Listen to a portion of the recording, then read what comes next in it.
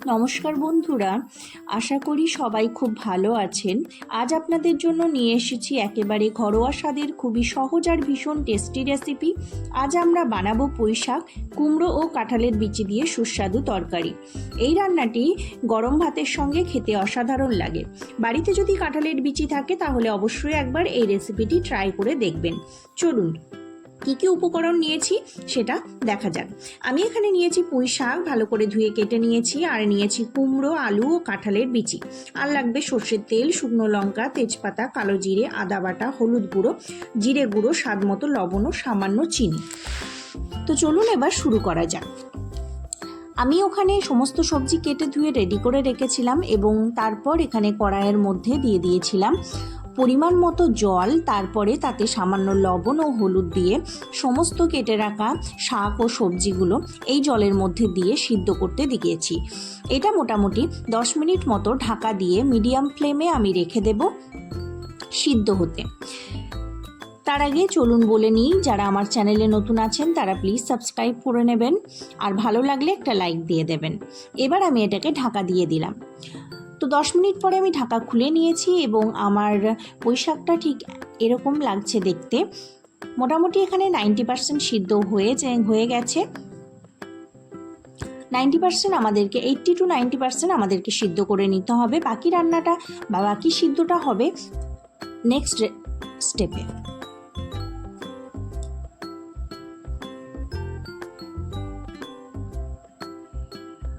তো এবার সিদ্ধ করা পুঁইশাকটা আমি একটা জায়গায় তুলে নেব।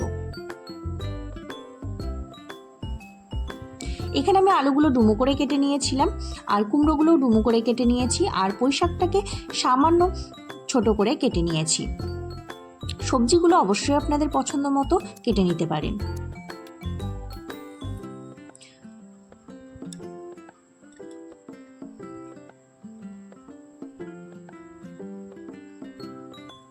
সবজিগুলো সিদ্ধ হয়ে গেছে এবং সেগুলোকে একটা জায়গায় তুলে নেওয়ার পরে এখানে আমি কিছুটা কাঁঠালের বীজ নিয়ে নিয়েছি এবং সেগুলোকে খোসাগুলো ছাড়িয়ে ভালো করে ধুয়ে এবার কুকারের মধ্যে দিয়ে এটাকে আমি একটা সিটি মেরে নিয়েছি। 2 বা 3টে সিটি মারলে চলবে না, কাঁঠালের বীজগুলো একদম গলে যাওয়ার সম্ভাবনা থাকে। একটা সিটি দিলে মোটামুটি 90% সিদ্ধ হয়ে যাবে। তারপর বাকি সিদ্ধটা আমরা যখন তরকারির সাথে একসাথে মিশিয়ে রান্না করব তখন 10% সিদ্ধটা হয়ে যাবে। এবার এখানে পরিমাণ মতো জল দিয়ে এটাতে একটা সিটি মারার জন্য আমি দিয়ে দিচ্ছি। তো এখানে আমার সিটি দেওয়া হয়ে গেছে, কুকার থেকে ঢেলে নিয়েছি একটা জায়গায়, জলটা ছেঁকে নিয়েছি এবং এটা দেখতে ঠিক এরকম হয়েছে। চলুন আপনাদের দেখিয়ে দিই।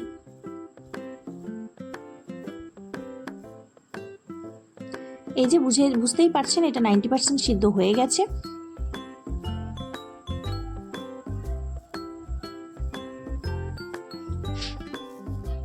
এই যে খোসাগুলো দেখছেন, এই খোসাগুলো আপনারা ছাড়িয়েও নিতে পারেন, আবার নাও পারেন।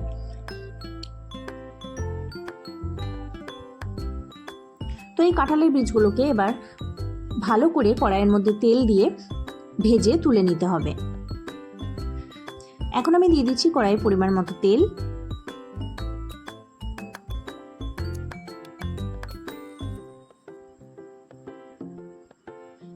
তেলটা একটু গরম হয়ে যেতেই এর মধ্যে দিয়ে দেবো কাঁঠালের বীজগুলি।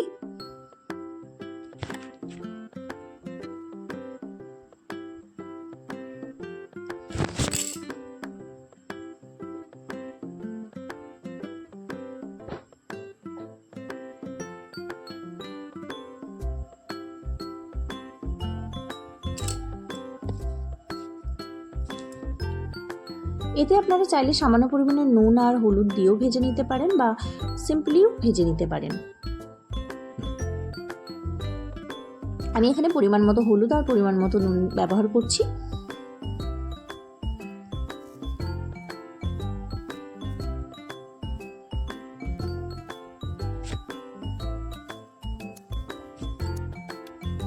এটাকে একদম গোল্ডেন ব্রাউন কালার আসা পর্যন্ত ভেজে নিতে হবে, আর খুব বেশি সময় লাগবে না এটা ভাজতে। মোটামুটি 3 থেকে 4 মিনিট ভেজে নিলেই এটা একদম পারফেক্ট ভাজা হয়ে যাবে।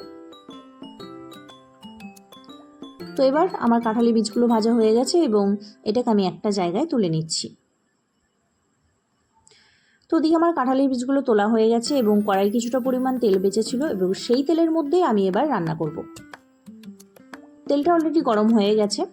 এখানে আমি 4-5টা শুকনো লঙ্কা ব্যবহার করে নিয়েছি আর দিয়ে দিয়েছি পরিমাণ মতো পাঁচফোড়ন। লঙ্কাটা একটু ভাজা হয়ে আসলে এখানে আমি দিয়ে দিলাম আদা বাটা আর দিয়ে দিচ্ছি ছোট একটা সাইজের পেঁয়াজ কুচি। চাইলে আপনারা পেঁয়াজটাকে গ্রেট করেও দিতে পারেন, তবে আমি এখানে কুচিটাই দিয়েছি। এবার ভালো করে এটাকে ভেজে নেব। সমস্ত মশলাটা, পেঁয়াজ কুচি সবটা একসাথে ভালো করে ভেজে নেওয়া হয়ে গেছে। এখন এখানে আমি একটা মশলা প্রিপেয়ার করে রেখেছিলাম, সেটা হচ্ছে জিরে ধনে গুঁড়ো, সামান্য জল দিয়ে একটু গুলে নিয়েছিলাম। তারপর এই জলটা এর মধ্যে মশলাটা দিয়ে দিয়েছি এবং এটাকে ভালো করে কষিয়ে নিচ্ছি তেল ছাড়া পর্যন্ত।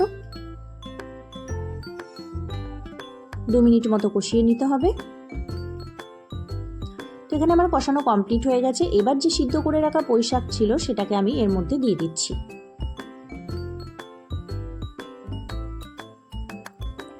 দেওয়ার পরে মশলাটার সাথে খুব ভালো করে পুঁই কুমড়োটা মিশিয়ে নিতে হবে।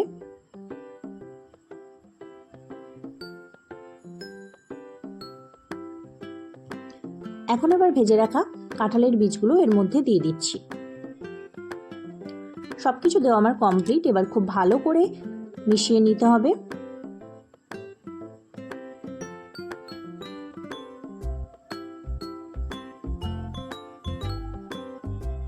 এবার এটাকে আমি 5 মিনিট মতো ঢাকা দিয়ে রেখে দেবো একদম মিডিয়াম ফ্লেমে।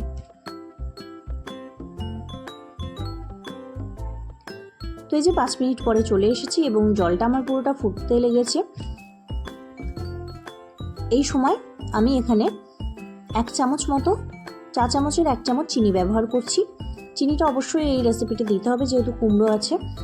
আর পুঁই কুমড়োর এই রেসিপিটা করলে একটু চিনি দিলে আরও টেস্টটা খুব ভালো লাগে, তার জন্য আমি চিনি অ্যাড করেছি। তবে আপনারা কেউ যদি চিনি একদমই খেতে পছন্দ না করেন তাহলে আপনারা নাও দিতে পারেন। তারপরে ঢাকা খুলে নিয়েছি। চিনিটা দেওয়ার পরে 2 মিনিট ঢাকা দিয়ে রেখে দিয়েছিলাম এবং তারপরে আবারও 2 মিনিট পরে ঢাকা খুলে নিয়েছি এবং এটাকে একটু নেড়ে নিচ্ছি। জলটা একটু মেরে নেব। রান্না আমার প্রায় হয়ে এসেছে। আবারও এটাকে 2 মিনিট ঢাকা দিয়ে রেখে দেব।